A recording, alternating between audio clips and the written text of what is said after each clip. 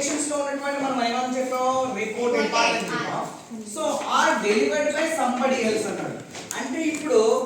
direct speech లో నేమో speaker చెప్తాడు ఆ యొక్క యాక్చువల్ వర్డ్స్ ని బట్ ఇండైరెక్ట్ స్పీచ్ కి వచ్చేటప్పటికి థర్డ్ పర్సన్ చెప్తాడు ఎవరు చెప్తాడు అంటే somebody else without changing the original meaning దాని ఒరిజినల్ మీనింగ్ మారకుండా కొన్ని వర్డ్స్ మారుస్తాడు కొన్ని వర్డ్స్ ని ఆ వర్డ్స్ ఏం మారుతాయి అంటే ఫస్ట్ ప్రొనౌన్స్ మారుతాయి చెప్పండి ఏం మారుతాయి తర్వాత వర్బ్స్ మారుతాయి తర్వాత ఏం మారుతాయి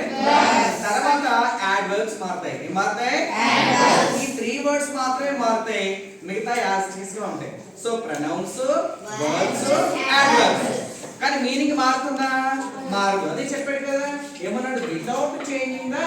original meaning then it is called indirect speech so ఇక్కడ చూడండి అక్కడ సెట్ ఏమైపోయింది ఇక్కడ టోల్డ్ అయింది ఇక్కడ డివైడ్ బదులు ఏం ఉపయోగించాం డైడ్ ఎందుకు ఉపయోగించామంటే అక్కడ యాక్చువల్ వర్డ్స్ లో ఉన్నటువంటి ఈ సెంటెన్స్ ఎందులో ఉందంటే అసర్టివ్ సెంటెన్స్ లో ఉంది ఏ సెంటెన్స్ లో సో అసర్టివ్ సెంటెన్స్ లో ఉన్నప్పుడు మనం ఏం చేసుకుంటామంటే రిపోర్టింగ్ వెర్బ్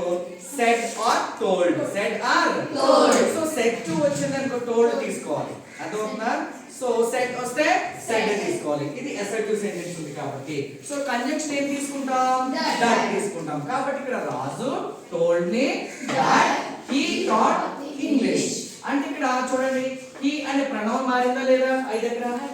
ఆ టీచ్ అనే వెర్బ్ మారిందా లేదా మారింది కదా సో ఇక్కడ కొన్ని పదాలు మారుతాయి అన్నమాట కానీ మీనింగ్ అనేది ఏంటి ఒరిజినల్ గా ఉంటుందన్నమాట అర్థమైందా సో ఇది రాసుకోండి ఒకసారి రైట్ ఆఫ్ చేసేయండి